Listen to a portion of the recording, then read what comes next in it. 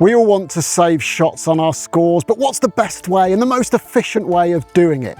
Well, the good news is ShotScope have done all the hard work for us because they've identified the 5 key areas where you will reap the most rewards with your incremental improvements. We've come down to Blackmoor Golf Club to reveal them and show you just how you can do it. And we've got top 50 coach Adam Harnett to help us along the way.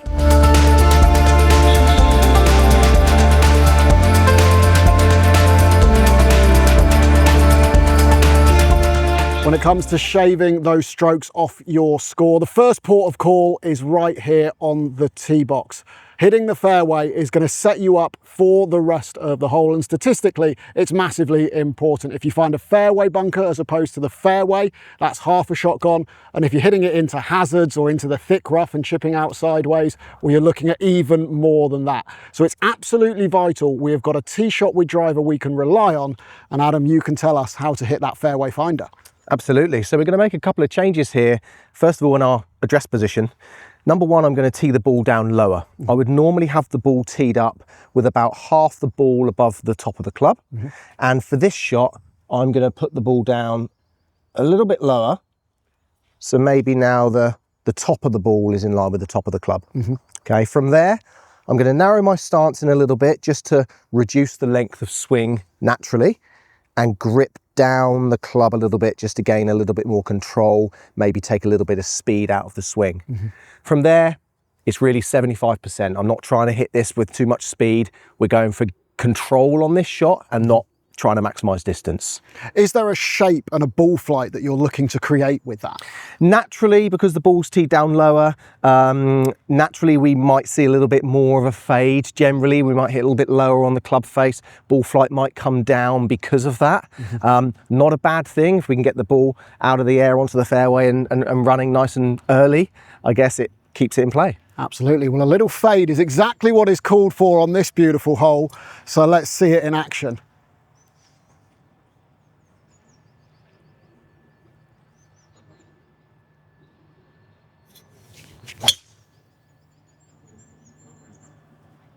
So I knocked it down, nice smooth swing, little bit of a fade there. We're in action and we can attack with our second shot.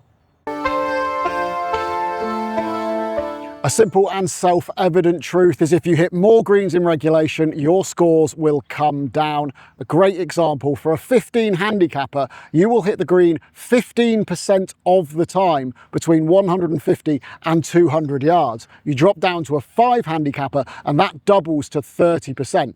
And obviously in this longer sort of range that we are here, 175 yards to 200 yards, that discrepancy is even greater. So Adam, why are amateur golfers struggling to hit good shots and hit the green from this kind of distance? Well, traditionally, you know, longer irons are hard to hit, right? The flatter the club, the harder it is generally to use. And I see a lot of golfers trying to help the ball up in the air because they look down at a flat face, particularly with a long iron. And so I've got a nice drill here to get us moving forward and striking the ball better. So in short, weight back, not good. You want to get your weight forward through it, and this will help you do it. Correct. We want to strike ball turf. You know, most golfers understand we want to hit the ball first and the ground after. So this is a great drill. So what we're going to do is get a feel for shifting our weight back and through. So when I swing to the right, I'm going to shift across. Swing to the left, I'm going to move across. This is a really exaggerated version just to get us moving in the right way. Then to progress on from there, we're just going to lift our front foot as we swing back and then lift our back foot as we swing back, as we swing through, sorry. So we're trying to always move our weight through the ball. And then to progress on from there, we're now just going to feel the pressure. So we're not stepping, we're not lifting. We're going to feel the pressure to the right. And then once my club goes out of view, I'm then going to start moving back to the left to get through the ball.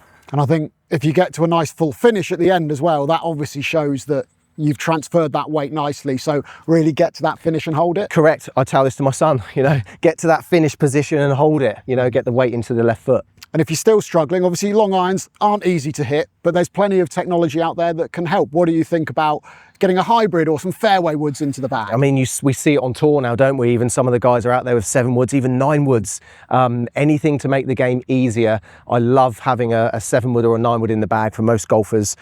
Manufacturers aren't selling 3 and 4 irons so much, and I think that tells the story. There you go, a bit of weight transfer, and you can get a club that will help you as well.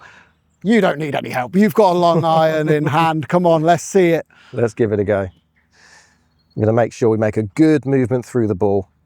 Finish on the left side.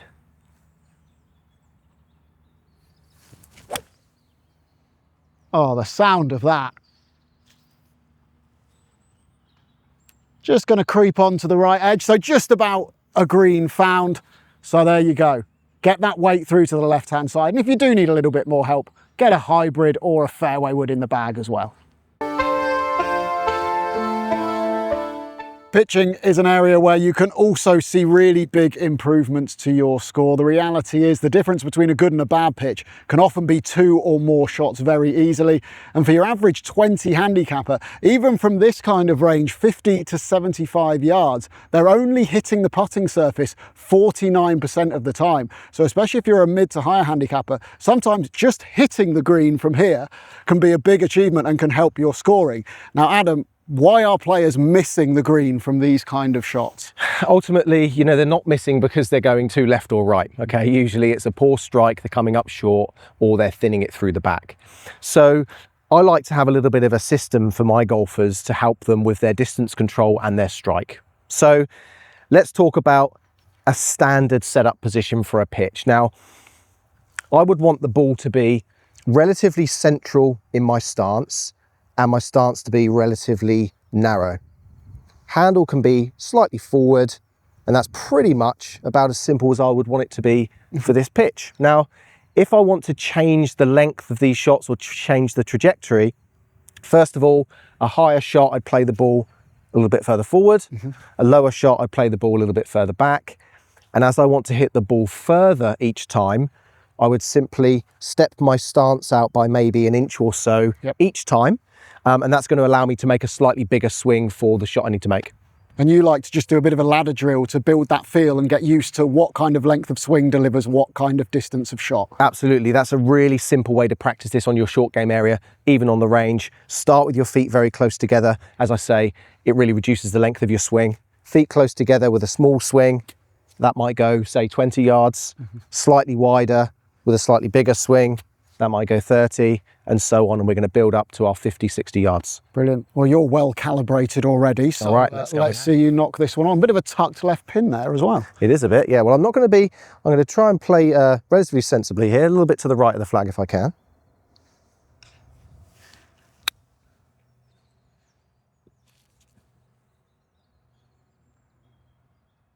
Nicely played. There we go. A calibrated feel for the distance, simple technique and a sensible line. And Adam is putting with his next shot. Reducing 3 putts is a great way to shave shots off of your scores. The average 25 handicapper is having 5.83 putts in a round. When you come down to a 15 handicapper, 3.5, and down to a 5 handicapper, it's just 1.5. So you can see how that really influences your scores. And of course, one of the big keys is lag putting and getting your distance control right on these long putts to start with. So how do we build that feel and do that? Yeah, speed is just so crucial when putting. So what we're looking to do here is to try and keep a nice constant swinging club head. That's how we control speed. The last thing we want is a club that's accelerating through the ball.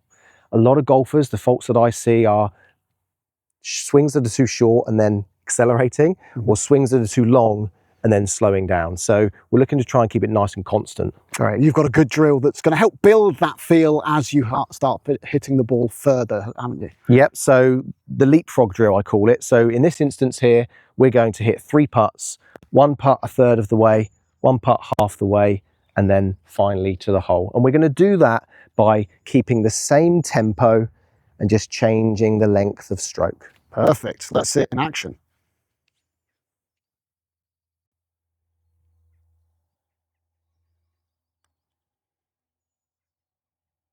So about 1/3. Mm-hmm.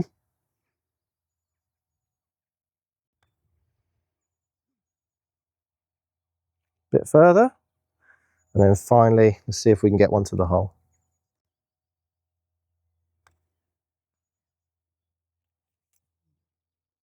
You hit the ball. I know that would have ended up close to the hole. I could see you were hitting all of them out of the centre as well. How important is a centre strike, something that often doesn't get spoken about or get the attention it deserves in putting? Really key. As we make a longer swing, it's harder to return the putter back to the ball in the same place, right? So a nice drill for that is a Tiger Woods drill. I mean, who better? So we put down some T-pegs. There's an extra ball for you. Thank you. About a putter head width apart, maybe slightly more. Let's give ourselves a little bit of room. And the aim here, quite simply, is to putt through this gate. And if we can putt through the gate, we're going to hit the middle of the club almost every time. Brilliant stuff. Great little drill there to make sure you're finding the centre of the putter face when you hit the ball.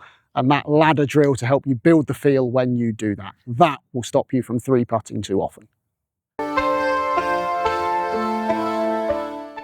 Holing out is another essential skill, and when you get to this sort of range, you really want this to be your last shot on any given hole. But that's not always the case. In this 3 to 6 foot sort of range, a 20 handicapper's only holing 55%, a 10 handicapper 65%, and for a scratch player that jumps to 76%. So you're not going to hole absolutely all of them, but you should be holing more than your fair share, Adam. What great tip have you got for us on holing out, especially in this 3 to 6 foot zone? Yeah, so this is super simple. And it's all about alignment. As we get closer to the hole, alignment becomes more important, okay? Speed is still key, but as we're closer, alignment becomes really, really important. I took my son recently to the BMW PGA Championship, and he managed to get some balls from the players. Every single ball he had lines on. So I think that tells us something. You know, if it's good enough for those guys, it's good enough for us. Yeah, the best players in the world are doing it, but they're giving it complete care and attention, aren't they? If you're going to do this with a line, you've got to commit to doing it right. Yeah, I mean, the idea of the line is to aim where we want our ball to start. We don't want our ball to be aiming at the hole if we're trying to start the ball left or right. So having real detail when you do this is super, super key. It's all about getting the putter head aligned to where you want your ball to start. You can get some good feedback with this as well, because as well, the line is going to tell you if you've hit a square putt by if it's wobbling or if it's going end over end. And also you'll get feedback on your reads, because if you tell you've hit the ball on line and it doesn't go in, well, you've misread it. So you can learn from that. Absolutely, yeah. I mean, if we hit a putt how we want to, and we're happy with the line and we're happy with the stroke, really, you know, there's not much more we can ask. Right, well, I'm going to ask one more thing of you, Adam, and that is to knock this one in, our final shot.